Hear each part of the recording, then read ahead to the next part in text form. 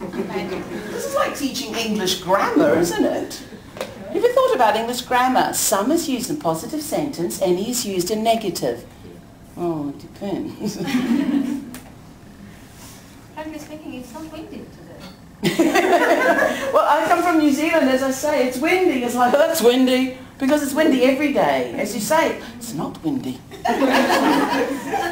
But now I live in Verona now, so it's the opposite, because it's never windy. And when it is, it comes in and makes up for the other days. How would Captain Hook and Peter Pan say it? It's windy. It's windy. It's not windy, it's windy. Well, it could be saying it's windy. It's a good pronunciation exercise for your students, isn't it? Oh, windy, it's windy. Sorry, that got me Captain Hookish off me, was it?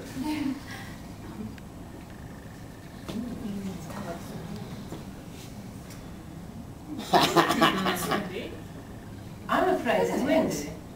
Right, his accent is? American. Okay, so that's a good excuse to get out that American accent. And as my students say, it sounds like you have chewing gum in your mouth. Okay, what about this one?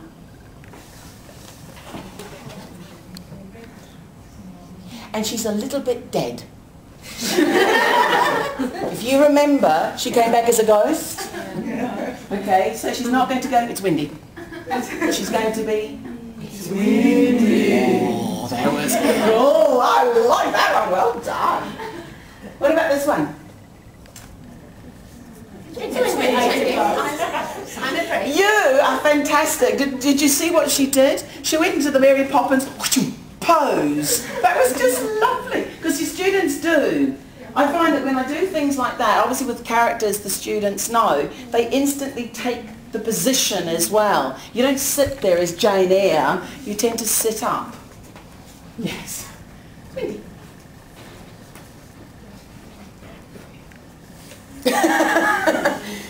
didn't say, she just departed.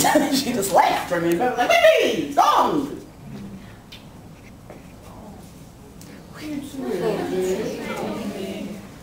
I'm sorry, I was trying to think of someone who speaks slowly, and the only character I could think of was Winnie the Pooh. It's windy. Hey, look, I'm a serious teacher, I told you. This is something I do with my kids to get them relaxed into the fact of be a little bit stupid. I realise that you guys don't know each other, because the more you know each other, the more stupid you do start, the more less serious you start to become. And the fun part is doing other way around. You do one with your partner, and your partner has to say who you are, but limit the choice. Because otherwise it's impossible to guess, and you get no, no, no, no, no, no, no, no, and you're still walking out the door and they're going, no. All right.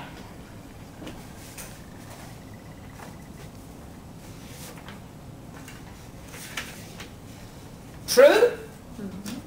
Do you know Cynthia Hayman? Not yet, did someone say?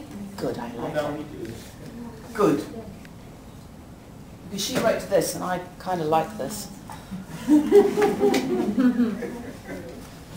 Sorry, I'm a very serious teacher, as I said.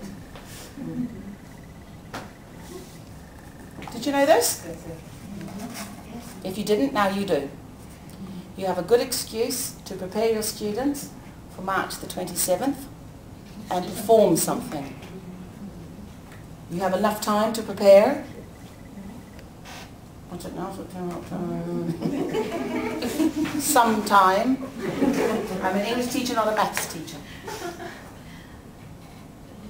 Does anyone know the video of Beyonce, If I Were a Boy? Does anyone know that? You do? Yes.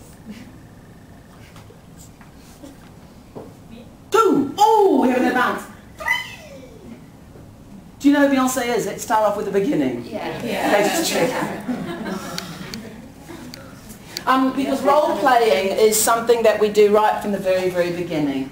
You're a shop assistant, you're buying something in a shop. The difference with my students is that I give them a character, not just you are you. So I say, right, you're a 40-year-old pain in the posterior, who, I don't say the pain in the posterior, but I give them something very similar. And you want to buy something, so the aggression is there in the voice, just a bit different. This particular video is good because Beyonce, who's a singer, attempts to act. And her acting is very definitely Oscar material. But she's just a normal person, so to speak, drop-dead, gorgeous normal person who performs a role gender change. So she's a boy and she's a boy? No, she's masculine and her partner plays the feminine character, which is quite fun. And I would show you, but I'm too lazy. Jane Bowie, who is the author of the present I'm going to give you, says this. True, huh?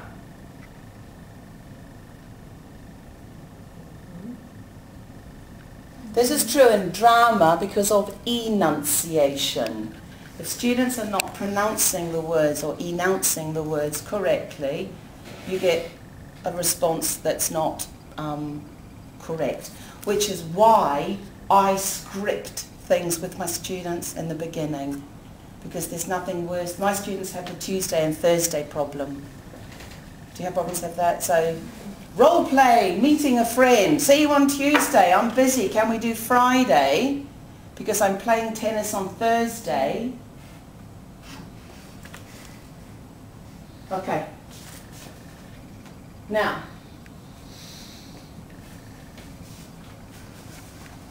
do you know this book, The Great Gatsby? Have you heard of it? Did you know they're making a film of this? God, you guys are informed. I only just found out 2 weeks ago. I love this one. The Great Gatsby. This particular reader's... For a long time. No, there's a new film coming out. No, yeah. No, the film with Robert Redford. Oh, but it's... Yeah, Mia. I mean, what is that? The woman's a grandmother now. You show these... So am I, by the way. No, I'm kidding. I am a grandmother, but for kittens. No, they're making a new one. The same as, this is what I love about teaching teenagers as well. They come and tell you about a new song, and it's a remake. Do you like that? When they come and they go, new song, miss, listen to this. And you go, yes, it's by the... No. The Great Gatsby's got thousands of characters in it. Well, 25. But I love this one. I looked at Miss Baker. She was slim and stood like a young cadet. Could you please do that for me? I have to lose a lot of weight. I like saying to my students, slim and stood. How does a cadet stand? Upright.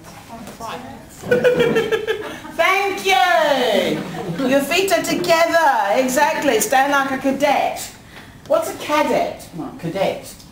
It's all right. Just think if I ask my students. Right, you ready? You ready, children? Yeah. I'm going to read you a story. Oops. This is Cinderella. Oh, I'm sorry. This is Cinderella. I can't see. Then move. I've just put my glasses on. Cinderella lives with her stepmother and her stepsisters. Okay? My students are already going,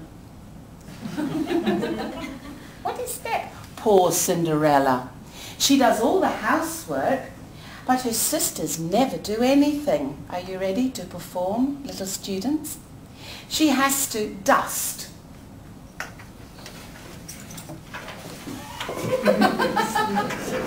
I think I'm keeping my cleanup. She has to do the washing. Washing? Oh, come on, you open up the washing machine and put it in. Come on. What's all this grating stuff? Right. She has to sweep the floor. Thank you. All right, she has to iron.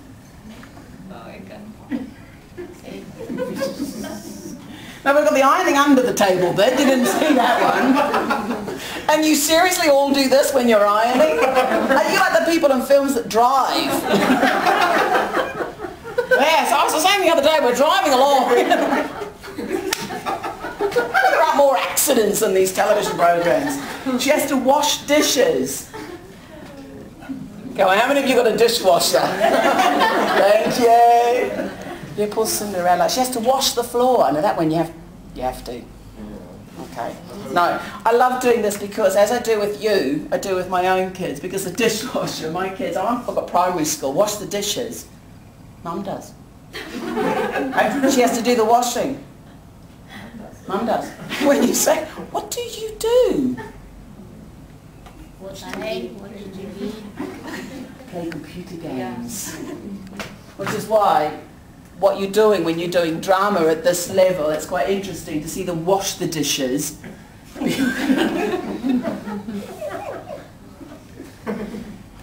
you know the television program Will and Grace? Okay, now because she has an aversion to cleaning. When the place gets too dirty, she just moves house. My kind of woman. Have you ever tried to say your name acting it?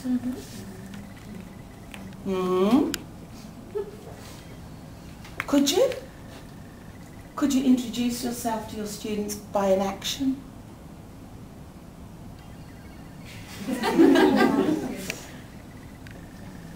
Could you? Could you? This is why I'm the teacher and you are the students. I love my job.